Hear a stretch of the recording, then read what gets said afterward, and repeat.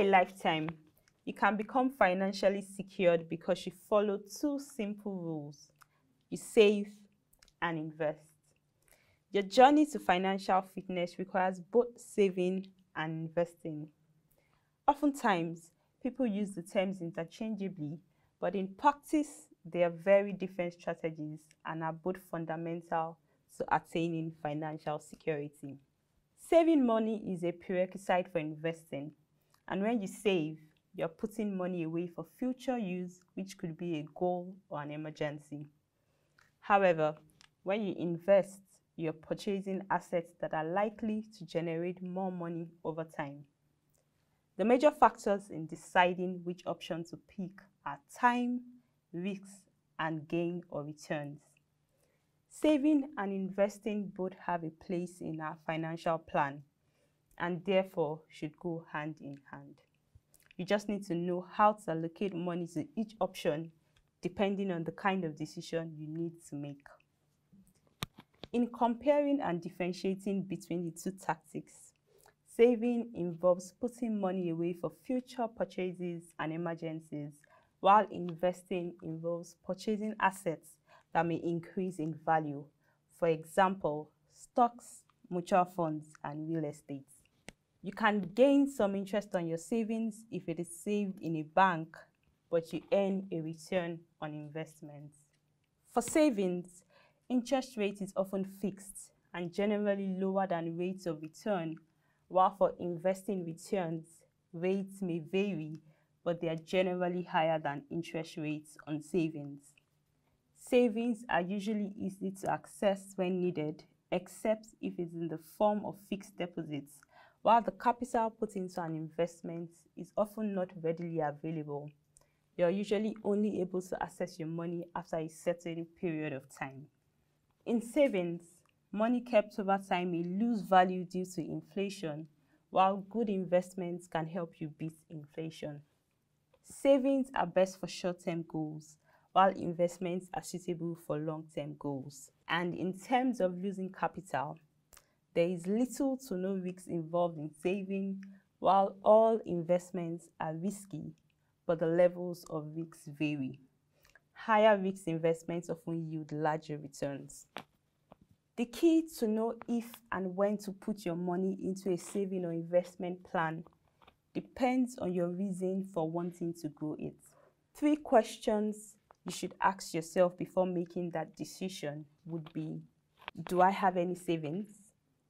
What am I looking out for? And do I want easy access to the money? You should save first if you do not have any savings at all, especially an emergency fund. As the name implies, an emergency fund is essentially money that you have saved up for unforeseen events.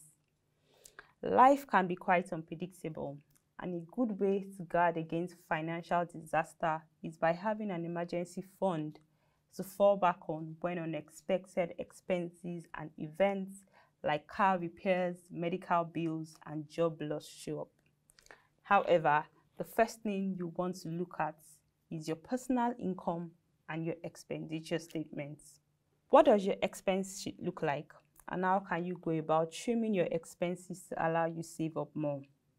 At every stage and age, our needs and wants differ, and this period has shown us that we can do without a lot of things we thought we could not do without before.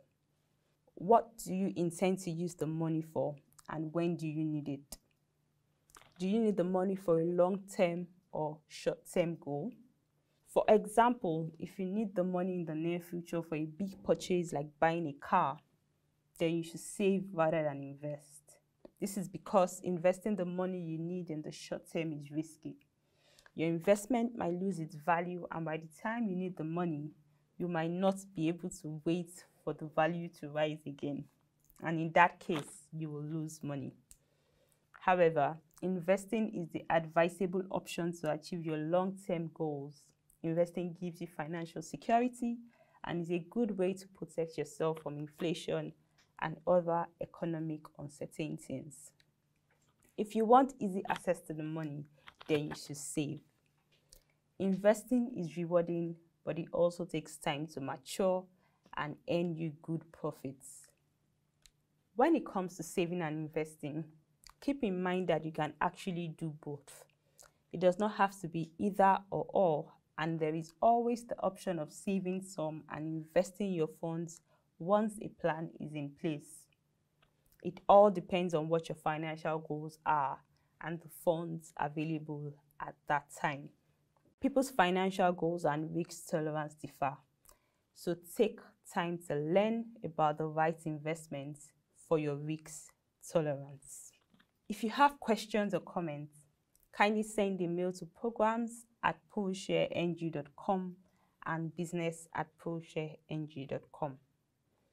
Visit our website www.proshareng.com to get more information on your personal finance and updates from our news stories and videos. You can also follow us on our social media platforms for further updates on our market reports. Thank you for watching, and bye for now.